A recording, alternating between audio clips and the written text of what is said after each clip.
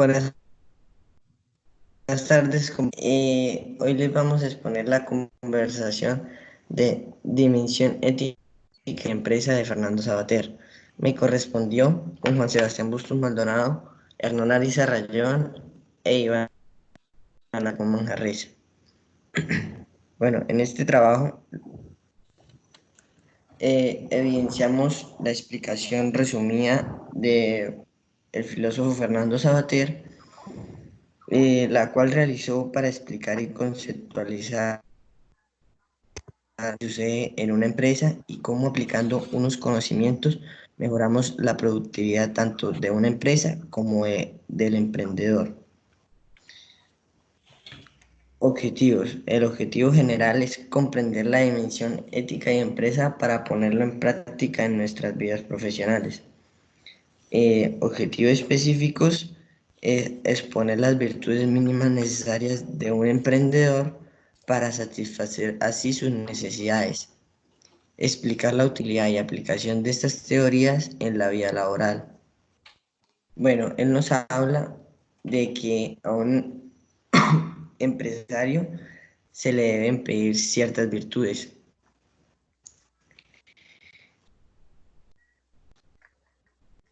Exigir no una ética de máximos, sino una ética de mínimos, la que es la que le permite identificar a la empresa su utilidad social, su dimensión de justicia y su prudente asunción de riesgo.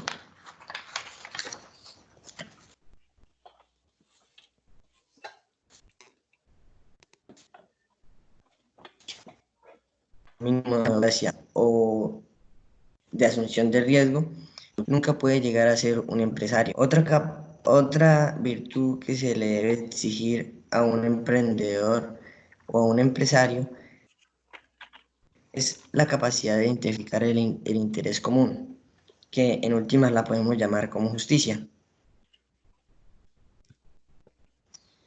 Aunque obviamente esta no es una...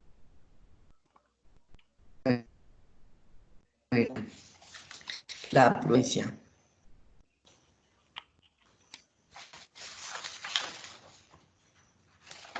Bueno, la prudencia es una virtud indispensable para liderar una administración donde existe la posibilidad de pérdida o ganancia.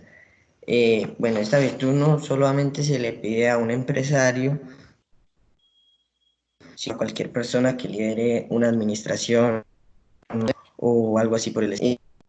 Prudencia es saber actuar, es saber pensar las consecuencias de sus actos o decisiones y es ser consciente de sus capacidades.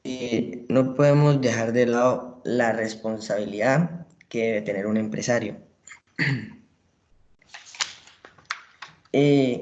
Un empresario tiene que responder a sus actos y no puede sacrificar a los demás para ocultarse. Seguimos con, seguimos con la eficacia. Eh, la, la eficacia es la capacidad de generar ganancias eh, y esta virtud ha sido tradicionalmente estigmatizada sobre todo por las culturas religiosas. Por esto, por esta razón, bueno, ha sido estigmatizada por las culturas religiosas, pues porque va en contra de la ideología religiosa. Y es la capacidad para producir el efecto deseado o de ir bien para determinada cosa. La confianza.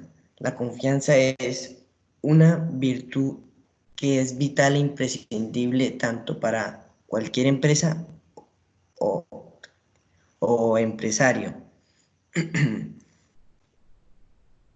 De esto depende el funcionamiento y prosperidad de una empresa.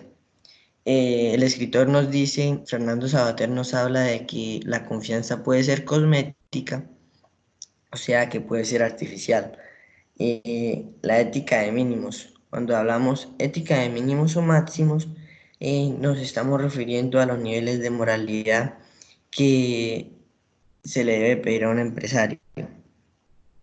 Le damos paso a mi compañero Hernán Ariza. Hola, muy buenas tardes. Hoy les vengo a hablar de ética en el medio del Holocausto. Bueno, en esta parte en conferencias Fernando Sabater cita a Bruno Benedetto, el cual hace la toma o cita a Benedetto, a Bruno, para decir cómo fue su experiencia en un campo de concentración nazi. Y lo hace con el fin, o cuenta Bruno, o sea, que no perder la moral en un campo así o una circunstancia muy adversa le permitió sobrevivir. Entonces, de esta forma, Fernando Sabater cita a Bruno para decir que un empresario no debe citar o no debe perder su moral en los momentos difíciles que pasa su empresa. Bueno, esto es lo más relevante de ética en medio del Holocausto. Bueno, después de eso sigue la dimensión social del hombre. Bueno, en la dimensión social del hombre, el conferencista Fernando Sabater hace un énfasis del egoísmo del hombre. O sea, eso quiere decir que el hombre siempre busca maximizar su beneficio sobre los demás. Y de esta forma es algo cierto. Pero en lo empresarial, Fernando Sabater dice o enfatiza de que esto no puede ser, ya que por obvias razones en lo empresarial esto no es justo. Y bueno, entonces él dice que se debe de alguna forma equilibrar lo que, lo que se quiere, o sea, lo que se quiere decir, lo que se quiere. O sea, si yo quiero ser un empresario, tengo que establecer un equilibrio entre el deseo de lo personal y lo social. De esta forma, si yo establezco esto, voy a hacer un intercambio equivalente. Y de esta forma, esto es lo más relevante de la dimensión social del hombre. Bueno, después de este punto sigue la conversación con el público. En esta parte se le van a plantear algunas preguntas a Fernando Sabater y Sabater va a responder a estas preguntas.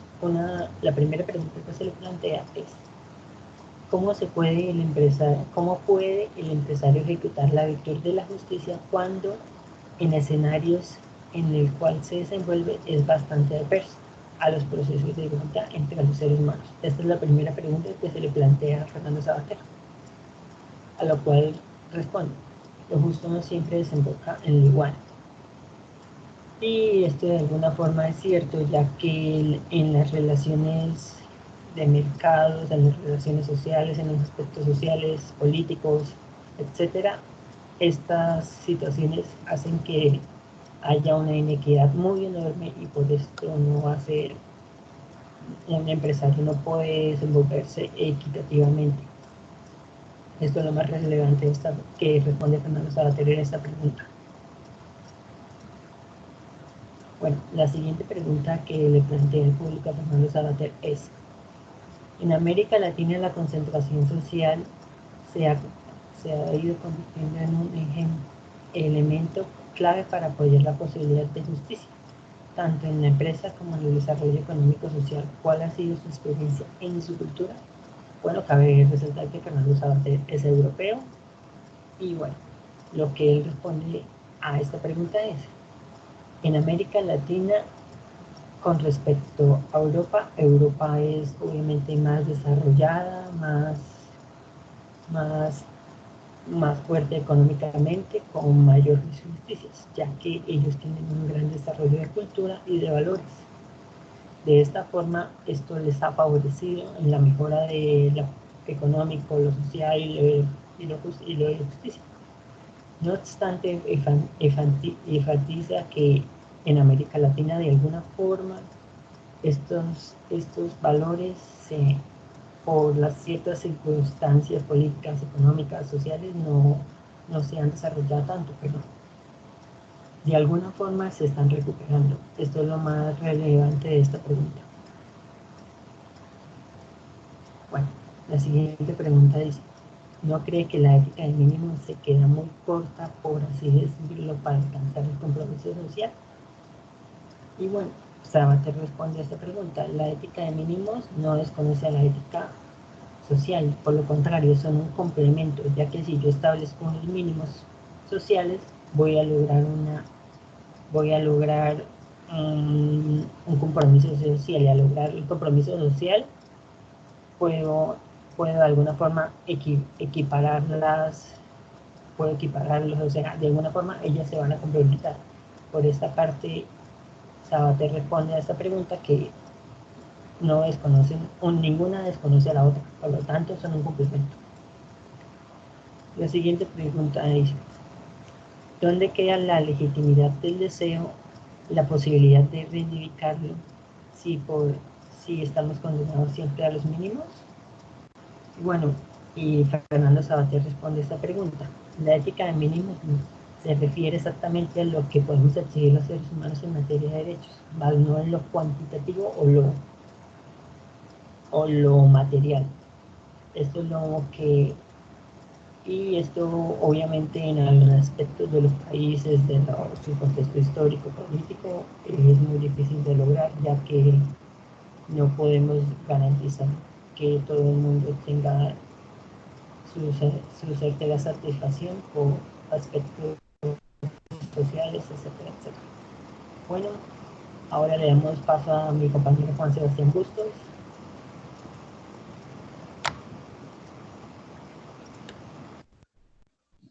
Buenas tardes, mi nombre es Juan Sebastián Bustos y yo les voy a hablar sobre deontología empresarial. La deontología empresarial para Fernando Sabater es básicamente lo apropiado y lo conveniente para una profesión determinada. Un ejemplo de esto es contar sobre quién fue el que nos dijo un rumor o un chisme. Puede ser normal entre personas corrientes, pero en un caso de ser unos periodistas puede ser una falta deontológica. O sea, entendemos deontología por los códigos y deberes mínimos de una profesión respectiva. O sea, cada profesión tiene sus códigos y sus deberes mínimos. Eh, un concepto y definición más general es que la deontología es la rama de la ética que trata los deberes, especialmente los que rigen actividades profesionales. A su vez, es parte de la filosofía moral dedicada al estudio de obligaciones o deberes morales. Otro punto que se tocó en esta conversación de Fernando Sabater fue el principio de Frederick Taylor, que es un principio en el que busca una máxima productividad de una empresa y parte de la atomización de los deberes y responsabilidades de cada empleado. Esto quiere decir que atomización es la partición o reducción de sus deberes y trabajos. Lo que Frederick Taylor quería era volver más microscópica la responsabilidad de cada trabajador en un proceso productivo. Esto con el fin de que esta persona no se fuera a equivocar y se enfocara mucho más en un objetivo y poderlo desarrollar en un menor tiempo posible. Eh, Esto es lo mismo que conocemos como el Fordismo, que es lo que creó Henry Ford en sus plantas de producción de autos. Como lo podemos ver en las imágenes, es algo parecido, donde las personas se encuentran en una silla y por ellas pasa una línea de producción, que cada persona tiene un determinado objetivo y función en la máquina. O sea, la máquina va pasando por la banda transportadora y cada persona le hace una cosa diferente. Las consecuencias del Taylorismo. Esto, este principio de Taylor fue muy productivo y muy eficiente a corto plazo, pero ya cuando iban pasando los años, se fueron dando cuenta que se iba volviendo un método no muy rentable y del cual se tenían pérdidas y los empleados se les generaban algunas complicaciones como de salud, puede ser como enfermedades como túnel del carpio, que les da a las personas que hacen una actividad repetitiva. También esto estas personas iban perdiendo su motivación al trabajo porque trabajaban jornadas de 12 horas haciendo lo mismo todo el tiempo. Entonces cada vez le iban perdiendo el gusto a su trabajo, iban haciendo las cosas sin gusto, lo que se traducía en a veces complicaciones en la producción. Pero unos años después, el Elton Mayo descubrió una forma en la cual podía hacer que los trabajadores tuvieran la misma productividad que el Taylorismo, pero sin tratarlos tan cruelmente como el Taylorismo. Entonces él decía que para tener esas productividades y no afectar la vida de los trabajadores, tenía que hacerlos motivándolos fuertemente. Entonces él se encargó de buscar unos métodos de motivación para los empleados. Uno de esos métodos es mejorar la condición de la vida de los trabajadores, que mejorando la condición de la vida de ellos iba a haber un aumento significativo en la productividad y en el rendimiento de ellos. Mejorar las condiciones de vida se refiere a hacerles más fácil el vivir. Por ejemplo, dándoles cupones para comida, dándoles transporte que los lleve a la empresa, brindándoles facilidades en los horarios, brindándoles también como medios de recreación, los cuales eran los que más servían en ese momento. Otro método para aumentar la motivación era mantener la educación permanente de los cargos directivos, lo que se refiere a estar incentivando el estudio y la investigación en los cargos directivos, en los jefes. Esto con el fin de buscar falencias y de hacerlos cada vez más conocedores de las cosas que están pasando dentro de la empresa.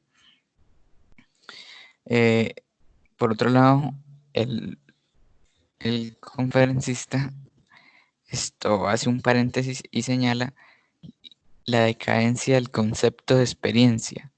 Para él, las personas están dejando cada vez más su concepto de experiencia y están tomando a riesgos más juveniles, más, más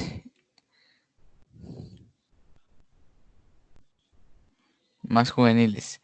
Entonces, lo que él quiere hacer ver a las personas es que no podemos dejar esa experiencia a un lado y hacer que la olvidáramos por completo, porque la experiencia es lo que nos enseña a todos a vivir y es en sí la vida de nosotros. Entonces, él señala dos casos principales en el que las personas pierden esa experiencia. Por ejemplo, una persona que siempre piensa lo mismo, él trata esto porque las personas a través de los años y a través de las cosas que han pasado, o sea, de su experiencia, siempre van a pensar lo mismo y no tienen en cuenta su experiencia y lo que han vivido para poder cambiar su forma de pensar. Y la otra persona es el que de un día para otro se convierte en un hombre totalmente diferente. O sea, pierde los lazos con su experiencia y con sus experiencias y no las toma en cuenta para las decisiones que vaya a tomar a futuro. La experiencia y el mito de un hombre nuevo. Para Fernando Sabater y lo que él nos comenta en esta exposición es que hombre nuevo, o sea, los jóvenes que no tienen experiencia, son los que las empresas buscan porque ellos en sí no tienen un poco de, un poco de a riesgos y conocimientos en el ámbito laboral en el que se van a enfrentar. Entonces ellos, los empresarios dicen que son más fáciles de manejar estas personas que las personas con experiencia. Algunos principios deontológicos básicos de la empresa son la comunicación, es decir, la capacidad esencialmente humana de escuchar, respetar, fomentar que los demás hablen y de atender sus proposiciones e intervenciones entre ellos. La autoridad, es decir, la aptitud de un directivo para facilitar y potencializar el desarrollo de sus empleados. La motivación, como Elton Mayo, Frederick,